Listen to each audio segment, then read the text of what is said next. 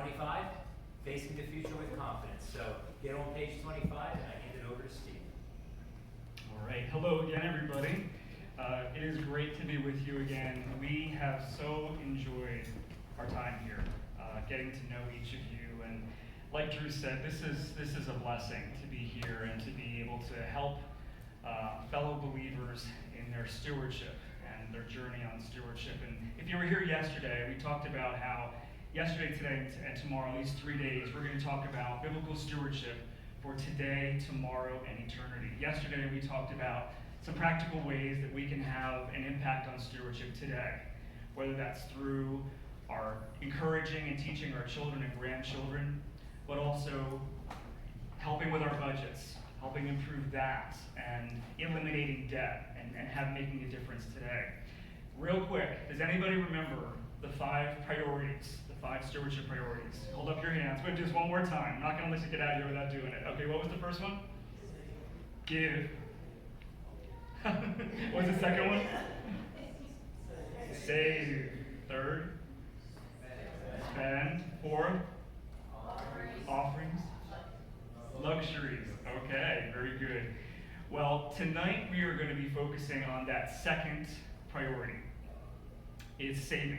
And we talked a little bit yesterday about the importance of saving. And Pastor just shared that with you on Sunday morning and also in his session on budgeting. But before we go on, I want to make sure that you know that tonight's session is not 2 things. First, it's not a slick sales pitch. We're not here to sell you anything. That's not our goal.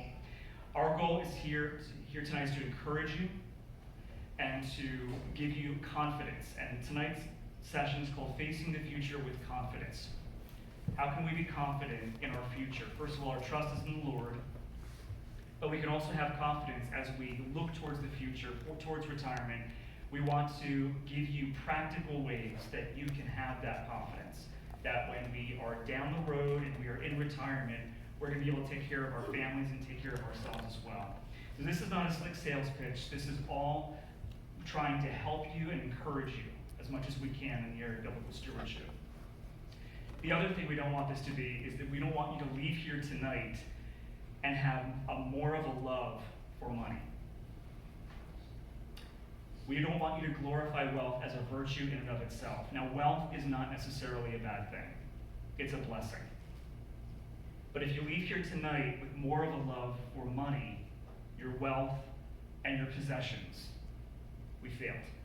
So those are 2 things that tonight is not going to be. And that's our goal tonight, is to make this session incredibly practical. So you can see, facing the future with confidence, practical financial, tax, and retirement planning. We would love for you to walk away from here with some takeaways, some things that you can actually put into practice. What are some ways that you can today, but also in the future, bless and serve your family with the blessings, and ultimately to further kingdom ministry? 2 big takeaways you can see in your book. There's going to be a lot of information tonight, and we're going to go through it fairly quickly. We want you to ask questions as they come up, if you have any, but we're going to cover a lot of information. But if you can, as you go through this evening, if there's something that you can apply today and put into practice, please focus on that. We want you at least 2 big takeaways, things that you can put into action and practically apply today. Financial success comes from more than just seeking solutions. It comes from gaining wisdom, obeying Scripture, and applying biblical priorities to our choices. Proverbs 21:20 says, "Precious treasure and oil are in a wise man's dwelling, but a foolish man devours it."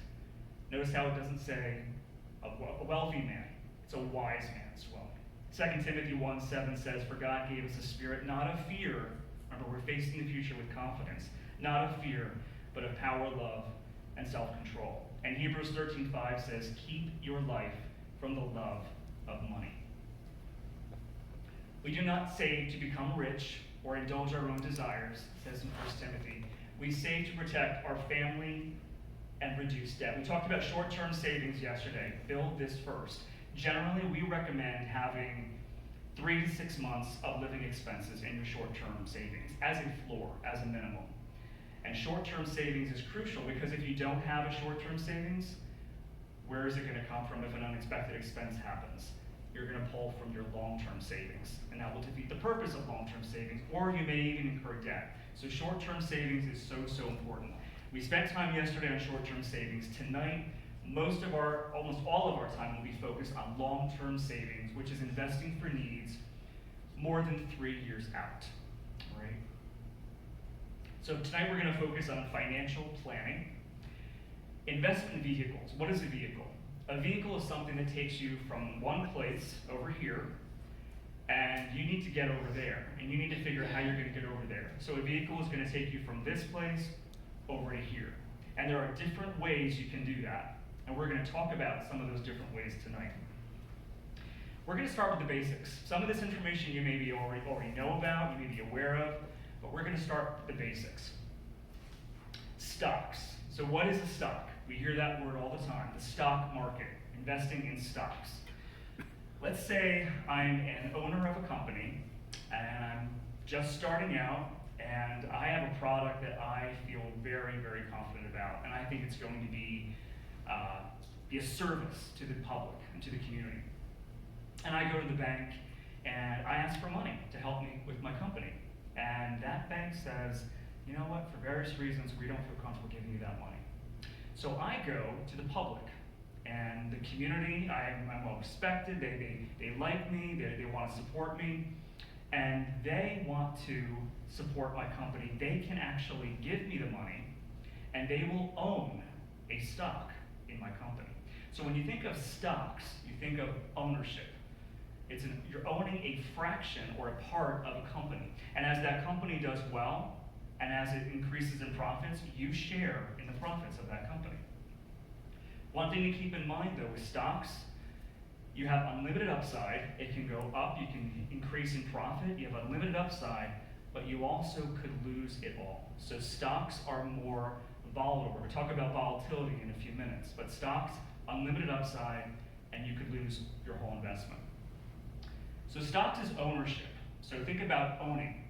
Bonds. Does anybody know that term, my word is my bond? A bond is when you're loaning. So when you think of stocks, you think of owning. A bond, you're loaning. So let's say I went to the bank and I have a company and I asked for money and they said, no, we're not going to give you any. So how do I get the sources of money that I can actually help grow my company? Well, a bond is a loan. So if you, let's say you support, you purchase part of a company, you're loaning that money to that company. And usually there's an interest rate involved in that. So let's say you go to the bank and you want to get a CD and their interest rates are 1 or 2%. You may have a bond with a company and they may be offering you 4% or 5%. And it's an opportunity for you to gain more with that loan, but that company is going to have to give you that money back. You're loaning them that money. So there's limited upside. The most you can get is that interest rate back. And there's limited downside because whatever that loan is, you could lose that. But it won't be as much as, let's say, you're owning part of that company. So that's what a bond is. My word is my bond. I must pay you back that money at a certain time, a certain date, a certain interest rate. So stocks is owned. Bonds, you're loaning the money. Mutual funds, and I have a prop here. Does anybody have one of these in their office or at home? Whether it's a mug or here, I guess this would just be a container. When you think of a mutual fund, think of a container. It holds a group of stocks and bonds. So it's a collection of investments. So a mutual fund, let's say these are all the different stocks and bonds in a mutual fund. And you have some stocks, you have some bonds, and there are what's called portfolio managers, and they manage this, and they go around and they look at the health of each of these companies, each of these stocks, and they pick and choose what to put into that mutual fund. So it's a collection of stocks and bonds, and they may go around, they may say, you know what, this company, it's starting to not look so healthy, I'm going to take this out, and I'm going to put another stock or bond in there.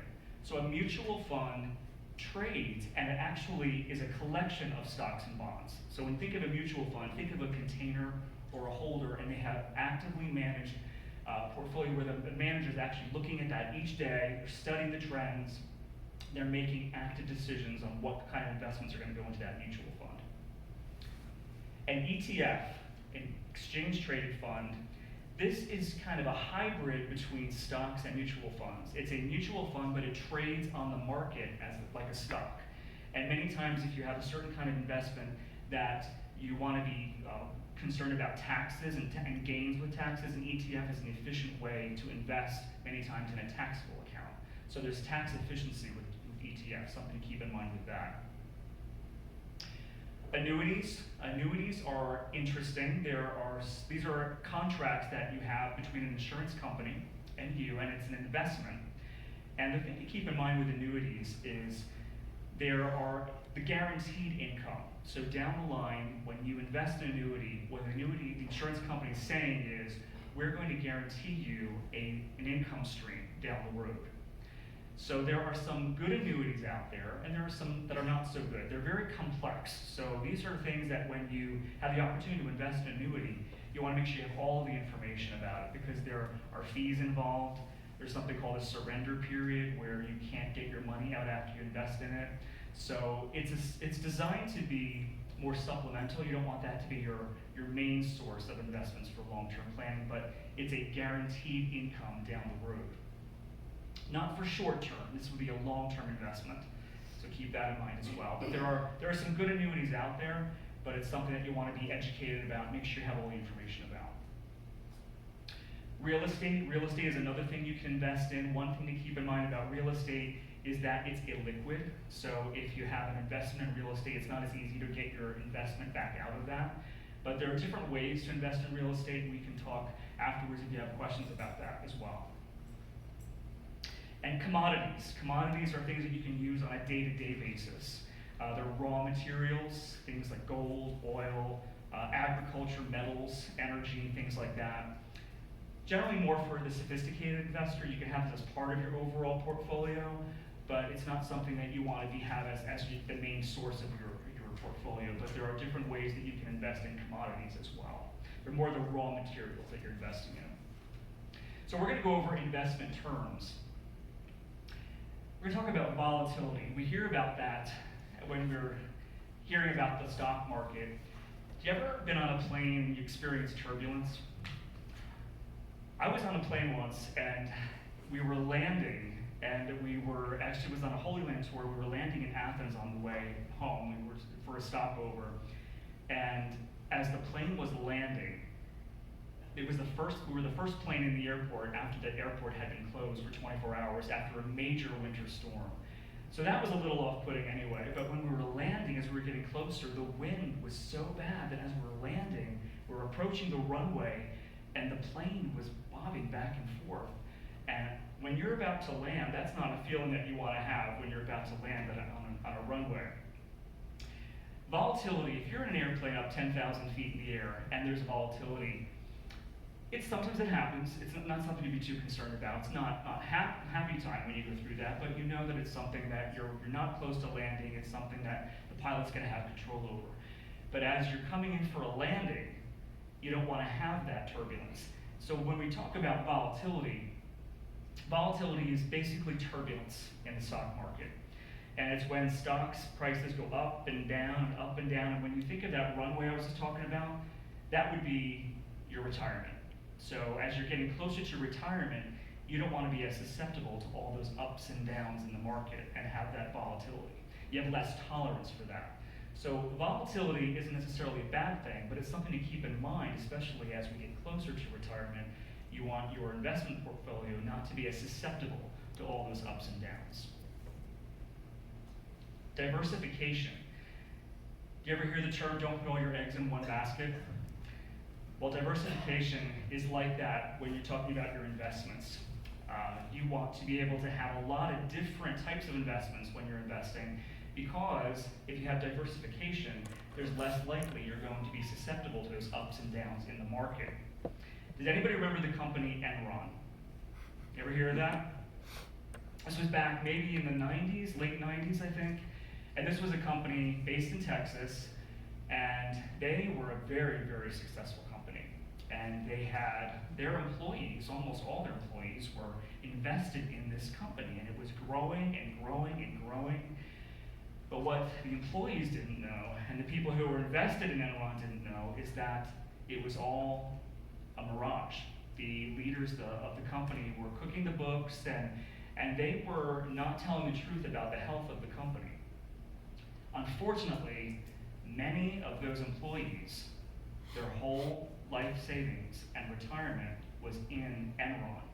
And we heard some stories, very sad stories, of people who lost all of their retirement because they were invested in a company that went under. And that really shows the importance of diversification. You don't want to have all of your investments in one stock or one place. So diversification is important. In 2008, and even a few years ago in 2022, the market was down. And that was, sometimes even if you have a diversified portfolio, you may have all that go down at the same time with the market. So there are instances when diversification doesn't necessarily get rid of all risk, but it minimizes risk when you have diversification in your portfolio. Asset allocation, this is the types of assets you would have in your portfolio. So it could be a large company, small companies, or it could be a company that's based in the United States, companies that are based internationally. So these are different types of assets. That's what asset allocation is. An index. Who here hears about, you ever hear of the S&P 500? Or do you hear about the Russell Index or the NASDAQ? You ever hear of those? Well, an index is a broad average of a segment of the stock market. So the S&P 500 measures the 500 largest companies in the country. The Dow Jones Industrial Average is 30 companies that have the biggest industrial companies in the market. The NASDAQ is a lot more the actively traded companies. So an index tracks a portion of the stock market. And it provides diversification. So you may have a fund that tracks an index, and you have diversification if you are invested in that. So that's good if that broad segment of the market is performing well, but if it doesn't, you also share in the downturn of that. So as long as you have an index and you're invested with an index, it's a portion of your portfolio. You can have instant diversification doing that. And it also manages expenses as well when you do that, because it's something called a passive investment, where you're you're investing in a portion of the market without actively taking those investments and taking them out or adding companies to it. So we're going to talk about passive investments in a moment. And investment concepts. So I'd like you to turn to page 28, please, in your books. And this is exciting. I like to talk about this. This is, if you turn to page 28, actually, yes, page 28 here. It says the magic of compound interest. And I kind of wish we had some children here today with us, because this would be a fun exercise for them and a great concept for them to learn about. This is the magic of compound interest. If you start investing, look on the page there are 4 different investors there. Investor A, B, C, and D. Look at investor A. At age 22, invested $2,400 in a year, $200 a month, and they invest the same amount all the way till age 65. So the total investment is $105,000. And at the end, they have a gain of $925,000, 876% gain, by starting at age 22 and investing that same amount each year. Look at investor B. We'll take it a little bit earlier. Age 18, $2,400, same amount, in a year, and they invest all the way up until age 40. And at 40, they stop. They don't invest anymore. And look at the gain. They've invested $55,000, less than investor A, and look what they end up with. Investment gain of $1 million. Look at investor C. Let's go a little bit earlier. They start at age 11, and they invest $2,400 and they stop at age 17, as an example, stop at age 18, and they just let the rest of that money grow, factoring in an 8% rate of growth. Total investment was $19,000. Investment gain, look where it ends up, over $1 million. And this is not magic, this is math, okay? Look at investor D, just to pour salt in the wounds here. Age 8, $2,400 invested. And at age 13, they stopped that investment at $2,400, and look at how it grows. It grows, they invested $14,000 total. The investment gain over $1 million. This is an example of the importance of investing at an early age. And it shows you the importance, not only of that, but of compound interest. And so the earlier we invest and the more we get involved in the market, our money just multiplies and it's compound interest. So this is a great example to use for children as far as savings goes and for investments goes. But when I look at this, I look at, imagine if this was believers investing their resources and the kingdom ministry and the growth that could happen if these resources, this is just an example, were poured into spreading the word, spreading the gospel, Christian ministry. This is an amazing example of how, if we're prudent and wise in our investing, the impact that we can have. So I love sharing that because I think it's an exciting way. It's not just for money's sake, but the fact that we can be good stewards of our money. This is a great example of that. So we'd love to share that with you. Yep. If your parents didn't do this for you at a young age, do they not love you?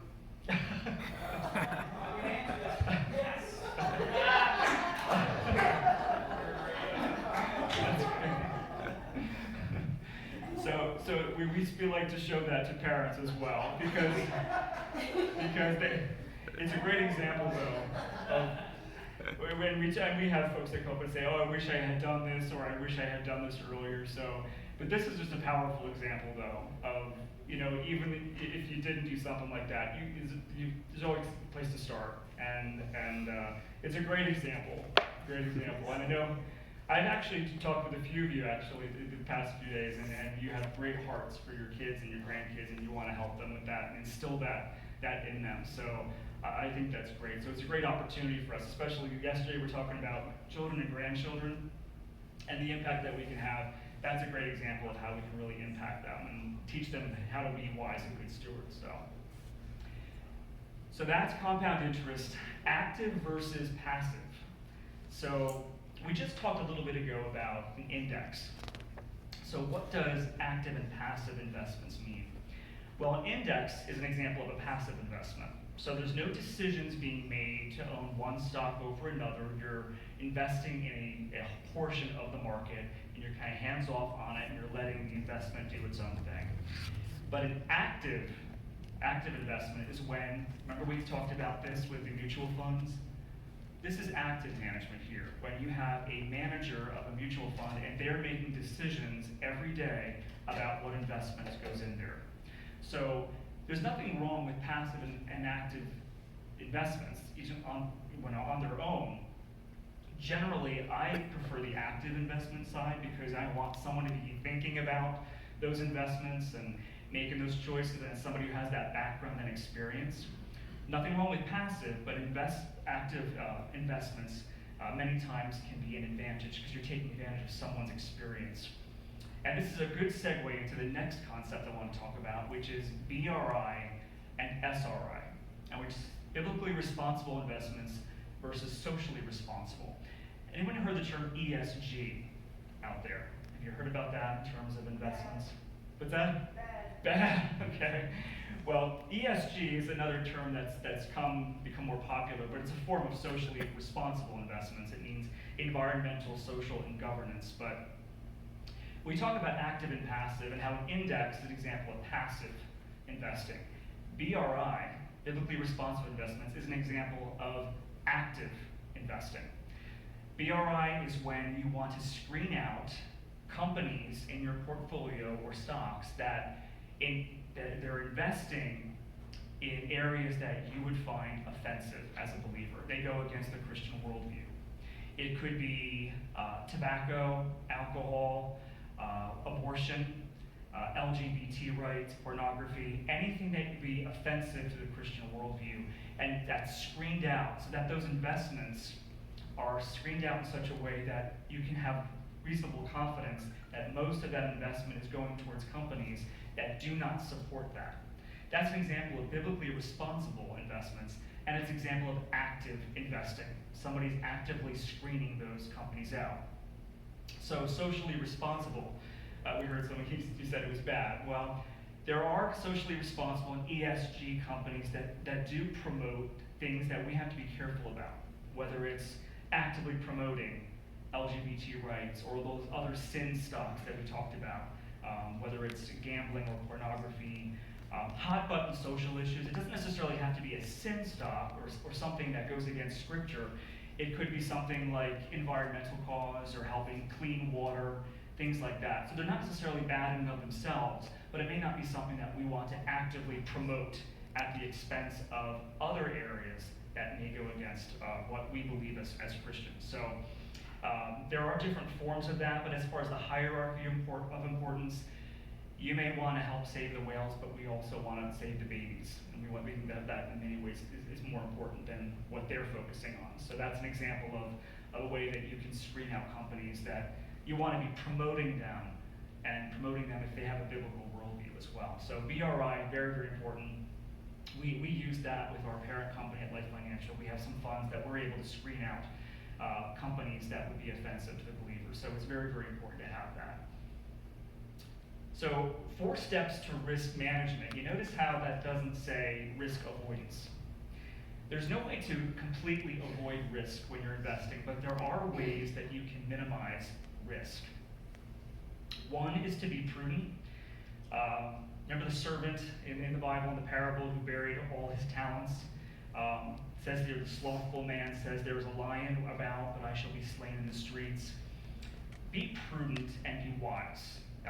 Be thoughtful, be diligent in your investments. It's prudent to be investing according to where you're at, what your age is, what your profile is, whether you are you want to take higher risk or lower risk, but be prudent. Generally be conservative in your investments, depending on where you're at. So just show there's a level of sophistication based on where you're at, how far you are to retirement. So there's different things that go into what kind of investments you want to look at. So be prudent in your investments. We talked about it a moment ago, diversify as well, showing wisdom. As a portfolio grows and becomes more complex, you can add different funds to your investment portfolio. So you don't have to have it all in one category. You see page 30, why don't you take a look at that as well. There is a chart on page 30 there. It says, under Seek Diversification, we jokingly call this chart a Skittles chart. So it kind of looks like a bunch of different candies there, all these different colors. But that shows you all the different types of assets and different types of investments you can have in a portfolio. And you can see over the last 20 years, some years those assets, certain types of assets, did very well, and some years they didn't. But if you look at the charcoal or black boxes there, those are examples of a diversified investment where you're invested in all different types of areas, different types of assets.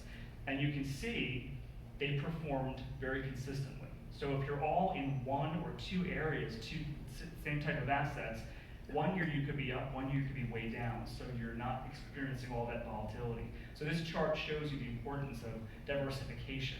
If you liken this to being on a road, if you've ever been on a road with like hairpin turns going up a highway, where do you want to be in that road?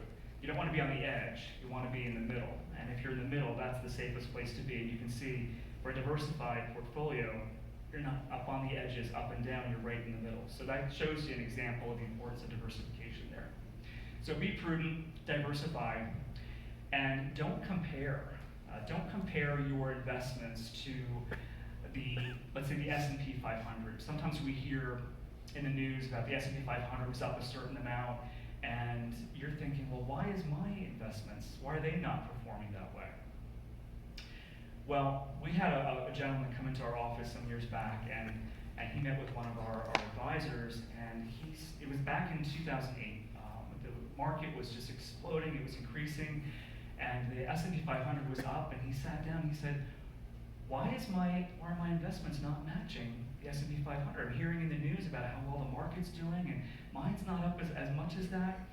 So one of our advisors had to let him know and say, sir, you're 75 years old, and the S&P 500 is all stocks, and we need to have you invested appropriate way according to your age bracket, and we want to preserve what you have, preserve your assets. And so we can't put you all in the S&P 500. That would be doing a disservice to you because you'd be susceptible to all those ups and downs. So sometimes when we hear in the headlines about how the market is performing or a different index is performing, if you have a diversified portfolio, it's not going to specifically match that specific index that you're hearing about. So we always caution, don't compare yourself to other people's investments or indexes that you hear about in the news. And you can see on page, I believe this is page 29, you can see over the last, I guess that's 20, 30, 40 years, you can see the market, there has been ups and downs. So if you're somebody who's studying the market every day and you're looking at your portfolio, there's going to be that volatility, that up and down. You can see some years it was up, way up. You can see some years actually it was way down. I'm going to take a look here. I can't see it from here, but I'm going to look on the page here with you, page 29. Sometimes the market was down 49%, sometimes it was up 101%. But if you're comparing yourself constantly to the market and how the market is doing, it's going to end up being frustrating for you. So you want to have that long-term perspective. Don't compare. And ultimately, trust in the Lord. We're not judged on our results or our efforts, but the promises that are provided for us. Psalm 27 says, some trust in chariots, some trust in horses, but we trust in the name of the Lord our God. Jesus told his disciples they needed to trust for provision. And God's ways are mysterious, but they're always good. And so ultimately, our trust is in the Lord, not in the headlines and not in the materials, but our trust is in him. And that's a great segue to the next segment about emotional investing. Avoid making decisions based on either greed or fear. Many times, investment choices are made based on one of those two emotions. Another reason we want to have diversification is to avoid some of this. Notice those two words. These are the biggest emotions that come into play when people consider investing. Look at page 30 with me. That is a chart that shows you the cycle of investor emotions. And you can see optimism, first starting out, investing, you're excited about the investment that you have. Excitement, thrill, and then maximum risk, euphoria, the market's taken off and your investments are doing well. And then there's a little bit of a downturn. And then there's some anxiety, and then you get to denial, thinking, okay, it's going to turn back, it's going to do well. And then you see fear, desperation, panic, and all the way down is depression. That's when many people have the fear factor comes into play. And sometimes people pull out of the market at that time. But then, after that, the market comes back, and you can see there's hope, relief, and then optimism. Where do you think most people buy on this chart? At what point? Euphoria. Exactly. And when do most people sell? Depression. If they did that on a regular basis, and they base their investments and their investment decisions on these emotions that you experience, how do you think they're going to deal with the long term? Do you think they're going to have much left? No. So really, ironically, you flip it, and the best time to buy is when? Depression. And the worst time to sell is at the other end. So this gives you an idea of the cycle of emotions that can happen, but if you have to keep that long-term perspective, because if you are susceptible to all those emotions, whether it's greed, fear, or panic, it's not going to help you in the long term. So important to be disciplined and have that long-term perspective with your investments. So how do you deal with emotions in investing? Well, first we want to make sure we have the facts, that we're seeking unbiased wisdom. There is a website called Morningstar.com, and there's a lot of information on there about all different funds, all different mutual funds and investments. Seek godly counsel as well. Third-party facts. Don't be susceptible to a hype or hysteria. Sometimes you may hear about something on the news or the radio or television about a new investment that you have to have today. Well, don't fall into making a decision quickly. Make sure you get the facts about something before you invest in something. Seek wise counsel. Proverbs 11:4. Where no counsel is, the people fall, but in a multitude of counselors there is safety. We talked about that earlier tonight. Unbiased resources, and talk to others who are wise, who have an experience or are mature in the faith. So seek wise counsel. Really important, sleep on it. Don't make any knee-jerk decisions. Talked about this at dinner as well. Pray for wisdom. If there's something that maybe you are excited about and think, hey, that's a really good opportunity for me to invest, make sure that you don't do anything rash or make a quick decision. Is it a decision that's based on trust, or are you making a wise decision, or is it based on fear? So sleep on it, take time, and also all those things above, seek wise counsel and get facts about that investment. And also follow the 6 rules for investing. And what are those 6 rules? Well, let's go through that with you here. 6 rules for investing. These are good rules to consider as you're investing. We have this available on our website, I believe, as well, at Life Institute. It's one of the resources that we have. You can download this. It will expound a little bit more about what we're going to talk about here. Invest conservatively within different classes. No need to take insane risks. Show prudence. Don't approach with an expectation that it's going to be get rich quick, that kind of thing. Not necessarily get rich quick, but get rich slow. It's going to over the long haul, over the long term. So invest conservatively. Remember, we talked about the different asset classes. So diversification and investing conservatively is very, very important. This is good too. Look for a 10-year track record of the fund manager, not the fund. And how would you find this information out? Again, I said Morningstar.com is a great resource to use to find information out about different investments. But we're talking about looking for a 10-year track record of the manager. So you may have a fund that maybe has been around for 3 to 5 years, but the manager of that fund has a 30-year experience. So looking at the experience of the manager is very, very important. Or you may have a fund that's been around for 20 or 30 years, but the manager is somebody who's new. Maybe they've only had experience 3 to 5 years. So many times there's 2 managers of a fund. And sometimes you have a fund manager who has a lot of experience and one that doesn't have as much, and they pull their resources and manage a fund together. So that's something that you could look at as well. But looking at the track record of the fund manager is important, not just the fund. So keep that in mind as well.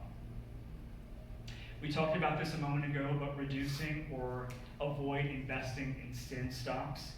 And you can go to websites like Morningstar.com and see what kind of companies are in a mutual fund. And you can see if they're companies that promote or actively promote sin stocks such as gambling and alcohol. So avoid investing in sin stocks if at all possible. Keep it simple. If you don't understand an investment and you have questions about it, make sure it's not overly complicated.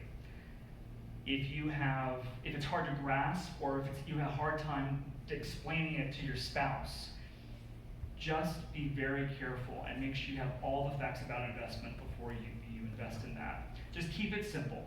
Don't overcomplicate it. Take the time to understand what you're investing in.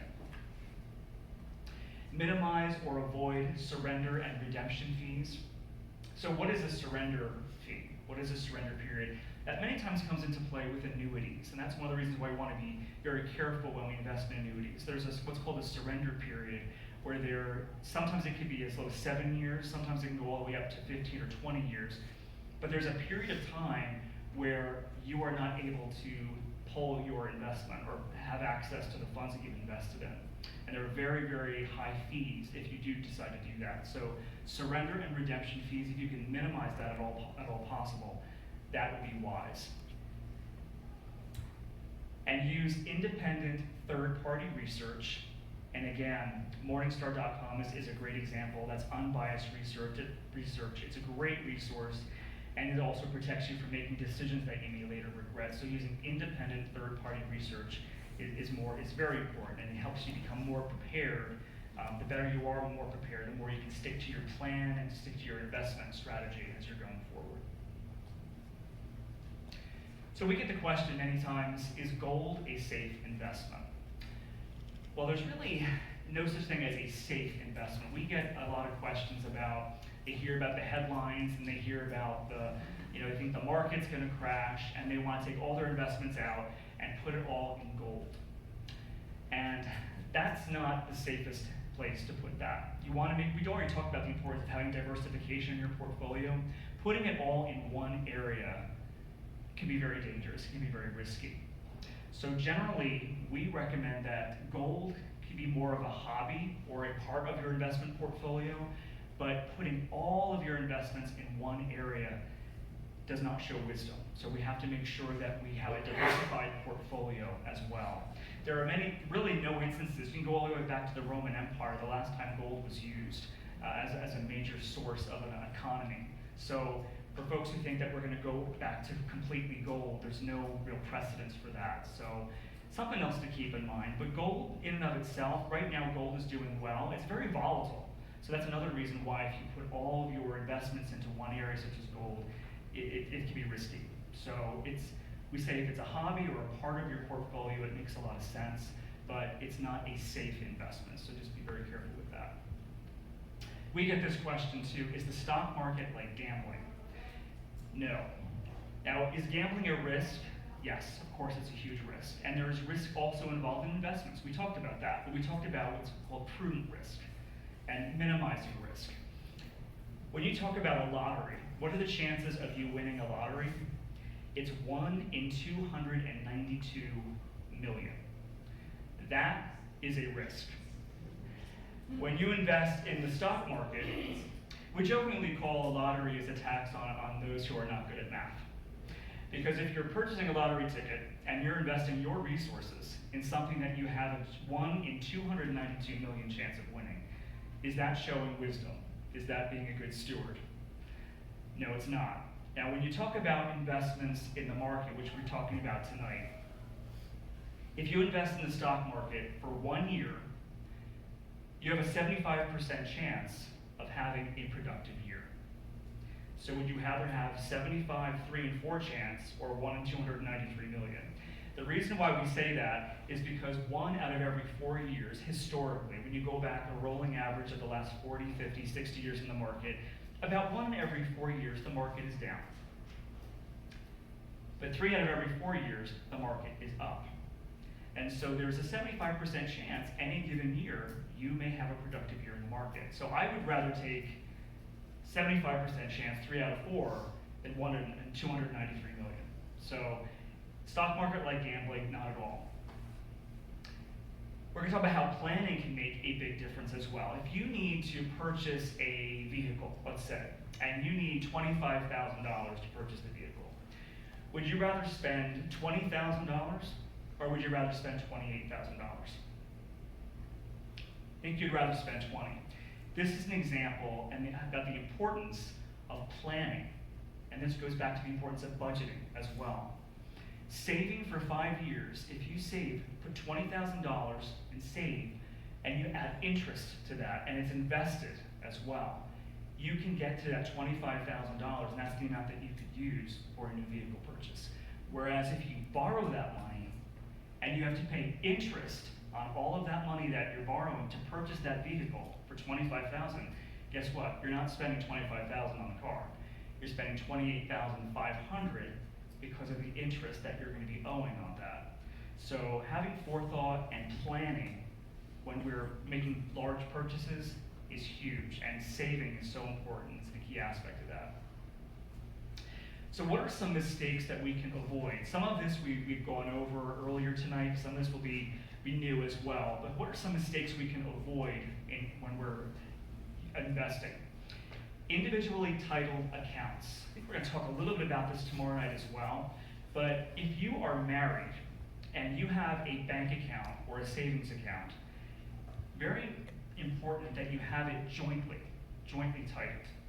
And the reason for that is, if one spouse passes away, that account will not have to go through probate.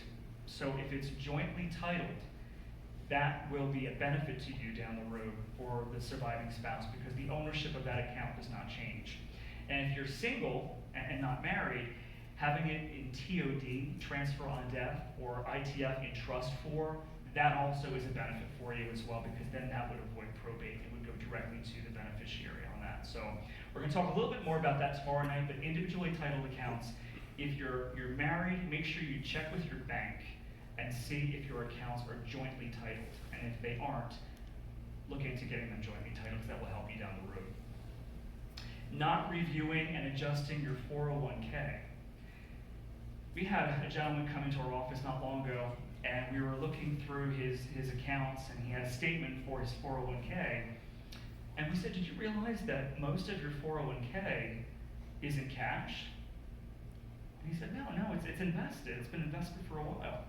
And we looked closely at it, and it was not invested in mutual funds, or stocks. Most of it was actually in cash. And that was over an extended period of time. I think it was over like 10 or 15 years, and he was not aware of it. And he just had a 401k plan, and he just never really looked at it. He just thought, okay, it's doing what it's supposed to do, and it's supposed to be growing. So if you have a 401k plan, review it from time to time. And you may be able to make adjustments to it as well. So don't fall into the trap of just leaving it there and thinking that it's going to grow for you. Be actively involved in that because many times now there are ways that you can change investments. There used to be very limited windows of time that you can make those changes. Now more companies are allowing you to be more actively involved in managing those 401ks, so please be aware of that. Buying and dying with timeshares.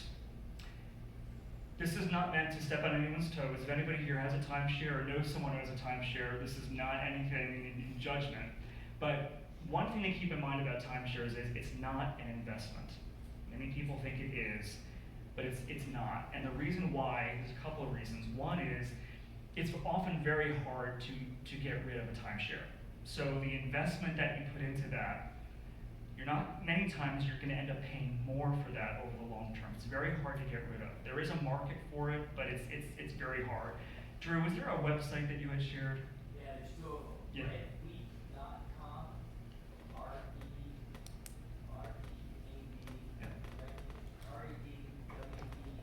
redwek.com. Right. Tug, the number 2.net. Tug2.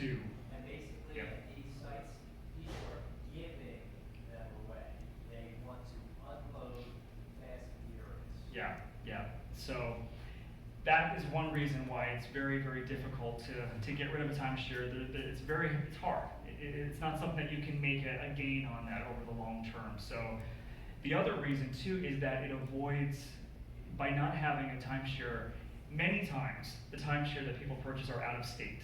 So you could live in Pennsylvania, or you'll have a timeshare in Florida or South Carolina. And if you die with a timeshare, you have to go through the probate process in another state as well. It's called ancillary probate. And depending on the state where that timeshare is, it may be very onerous, it could be time consuming, it could be very expensive as well. So things to keep in mind with timeshares: buying one and dying with one, mistakes to avoid if at all possible. We had somebody, I think, at one of our seminars recently, and I think they had 3 of them, and she as soon as we said this, she just hung her head because she knew exactly what we were talking about. She was going through that process of trying to unload those timeshares, and it was actually a long process. I'm not sure, I think it was a long time she'd been trying to do it. Trying to unload it for 4 or 5 years and with 0 success. Yes. When I told her about the website, she didn't know about it, she started smiling. Yes. So if you have a timeshare or know someone who does, make sure you copy down those websites because it could be something helpful for them. Being pressured by telemarketers to give. I want to give you permission that if someone calls you on the phone and begs you for your money, and maybe well-meaning, don't make any decisions over the phone. You have the right to say no, okay? There are some marketers out there, telemarketers, that will call you and ask for money. There is a website I want to tell you about. I'm giving you a lot of resources here tonight, so I hope you're copying these down. There's a website called guidestar.org, O-R-G. You can go onto guidestar.org and you can look up any charitable organization, ministry, and you can look at their tax records. Our founder of our company, years ago, his wife was supporting a well-known Christian organization, very, very good organization. I'm not going to name it. You can ask me afterwards if you want to know who it was. But one day, Roy decided to just look under the hood a little bit, and he went on to guidestar.org.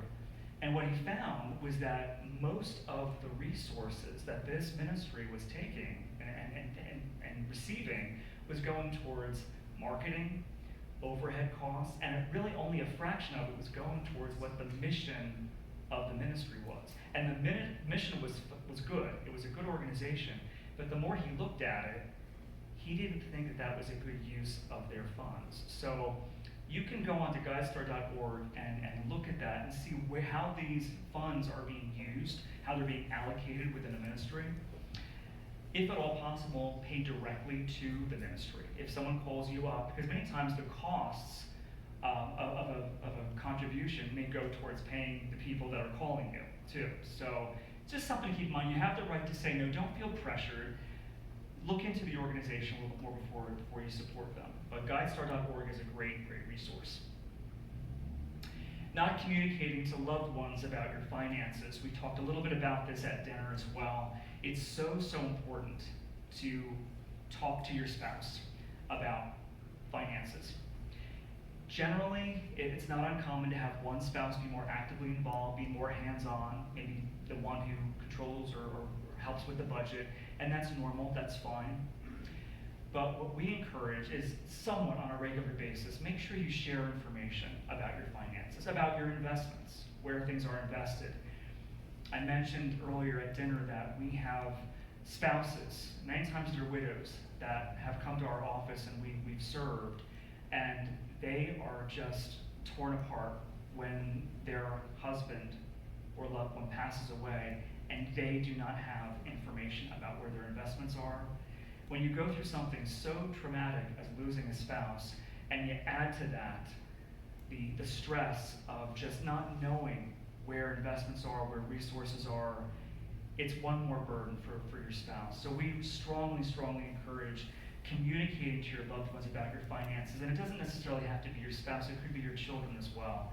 Letting them know about where your investments are and your beneficiaries. We don't want there to be any surprises when we go through those difficult times of losing a spouse. So communicating to loved ones is so, so important. And we've seen that firsthand. So 5 things to look for in a financial advisor. Now, not everybody needs an advisor. Some people just need advice and counsel, but many times people do need an advisor, someone to help walk through the complexities of their investments and give them guidance as far as giving and tax planning and retirement planning. These are some things to look for in a financial advisor. And if this sounds self-serving, it's not meant to be, but if at all possible, if you can have a Christian financial advisor help you, that's generally recommended. Someone who shares your convictions, somebody who shares the same biblical worldview that you have a common faith in Jesus Christ. They may be able to help you more with your charitable giving, maybe more in tune with that, and more helpful with like the BRI, biblically responsible investments, and know some funds and investments that could be used to further the kingdom as well. So if they're a Christian, that would be beneficial.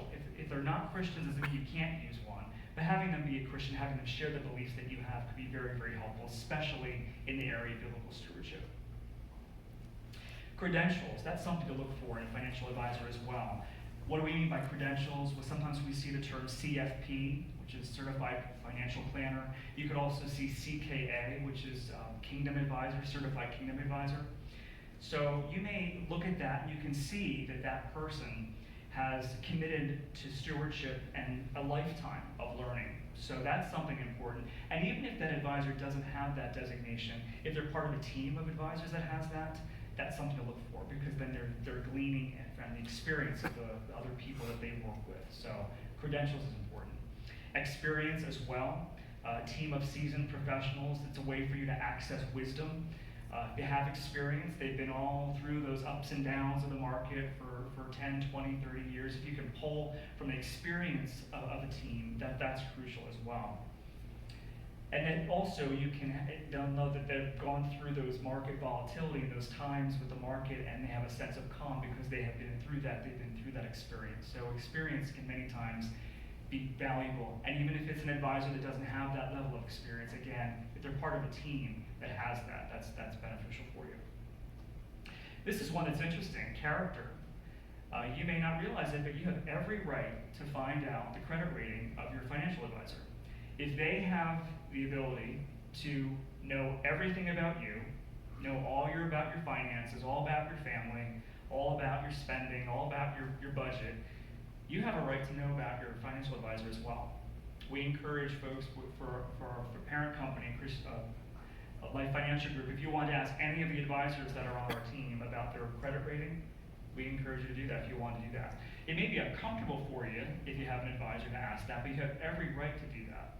So character is important. Are they taking their own medicine? Okay, so that's something that's important as well. And lastly, insight. Is it somebody who has a big picture approach? We talked earlier about, is it something where they're focusing on one aspect of investments, or is it someone who looks at a more holistic approach, looking at not only retirement investment planning, but someone who looks at the tax planning, and someone who looks at the estate planning, someone who can see the big picture and help you in a more comprehensive way. So insight is another valuable thing to look at as well. We're going to take a quick break, maybe 5 minutes, and come back, and we're going to finish up, and we're going to talk about Roth IRAs, traditional IRAs, a lot of fun stuff. So come back and we'll finish up a little bit, okay?